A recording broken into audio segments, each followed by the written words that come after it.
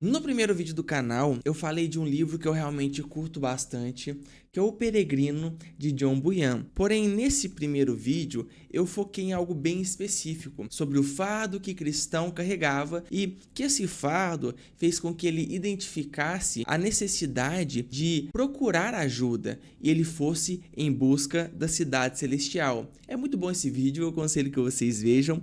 Porém, tem outra coisa nesse livro que me chama a atenção. Grande parte da jornada, o cristão percorreu sozinho. Por mais que em alguns pontos específicos ele recebeu ajuda, realmente andou muito e sofreu muito sozinho. Isso fez com que caísse muitas vezes, sofresse mais do que ele precisaria sofrer e ele enfrentasse batalhas que, se ele tivesse auxílio, não seriam tão sofridas para ele. Isso fez com que ele recebesse cicatrizes e marcas que talvez não precisaria sofrer. E daí que surgiu a continuação desse livro, que é este aqui, ó, A Peregrina, também de John Bunyan. E é sobre essa comparação que eu vou falar hoje. Bora!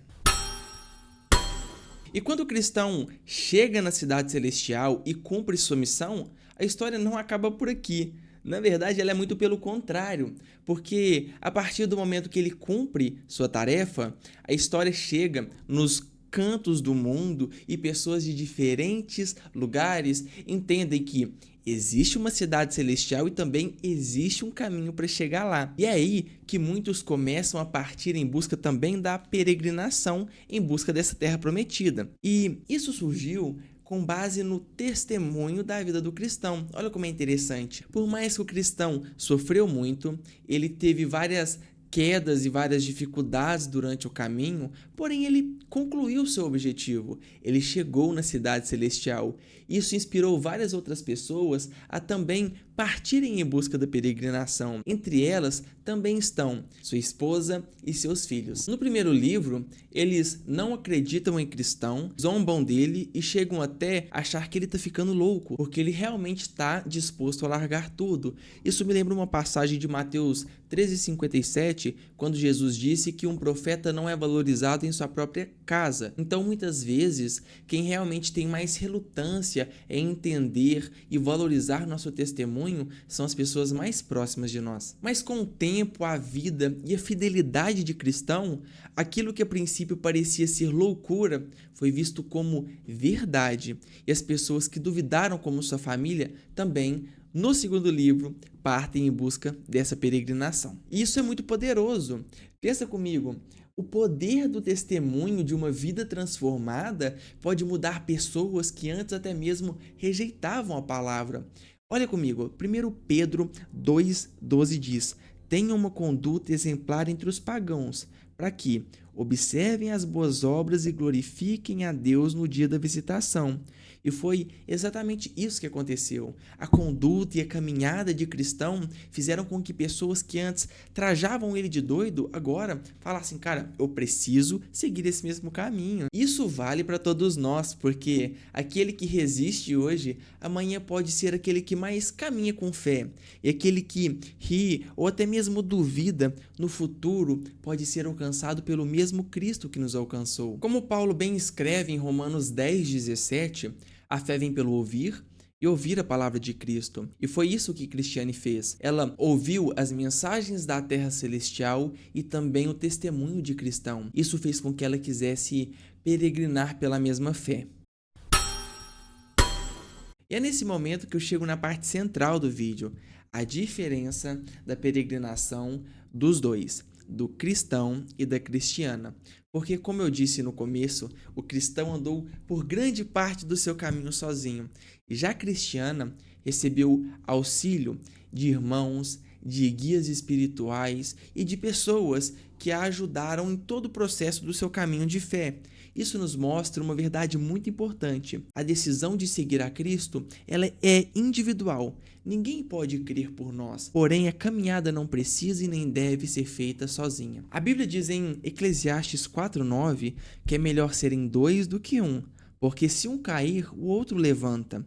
E também em Gálatas 6:2, levai as cargas um dos outros e assim cumprireis a lei de Cristo. Ou seja, a salvação é pessoal, mas a caminhada é em comunidade. E agora, para elucidar um pouquinho o que eu tô querendo falar para vocês, eu quero destacar alguns personagens que sem eles, a caminhada de Cristiano e sua família seriam muito mais difíceis. E o primeiro deles, com certeza, é o Grande Coração. O Grande Coração, ele foi o líder espiritual e o protetor da família. Ele que lutava com os inimigos, tirava dúvidas de fé e guiou eles até a Terra Prometida. Ele é como se fosse os pastores, os guias espirituais e os discipuladores que Deus levanta para nos ajudar nessa jornada. E tem uma parte muito marcante dessa relação de discipulado entre eles, que é quando o Grande Coração chega no limite do combinado, ou seja, sua missão acaba ali. Porém, Cristiana argumenta com ele que como ela vai continuar sozinha a partir dali com seus filhos novos e tudo mais, e ele fala,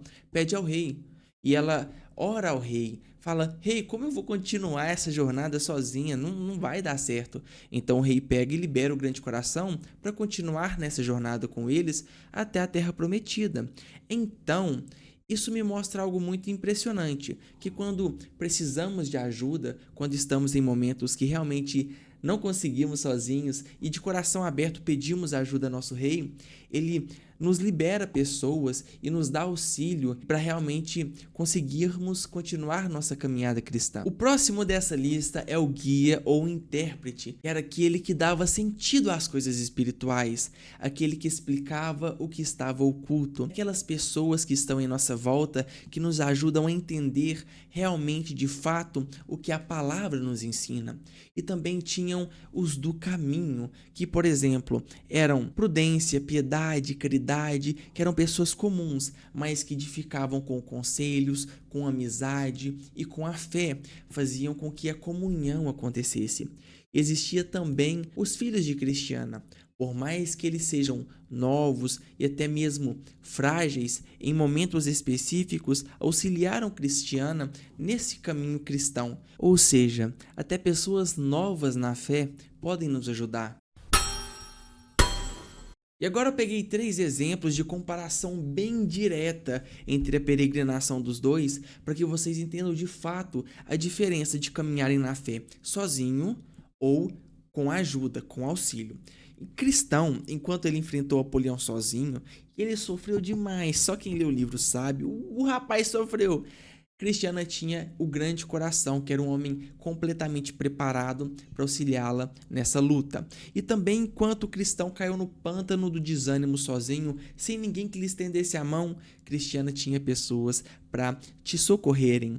Enquanto o cristão chegou à cidade celestial totalmente exausto e marcado, Cristiana chegou fortalecida pela comunhão. Caminhar sozinho pode até parecer mais rápido, mas caminhar junto é mais seguro. Ou seja, Deus nos chama para uma fé não solitária, mas sim em comunidade. Então, meus amigos, eu chego na parte final da questão. O cristão chegou a seu lugar tão sonhado, a sua terra prometida.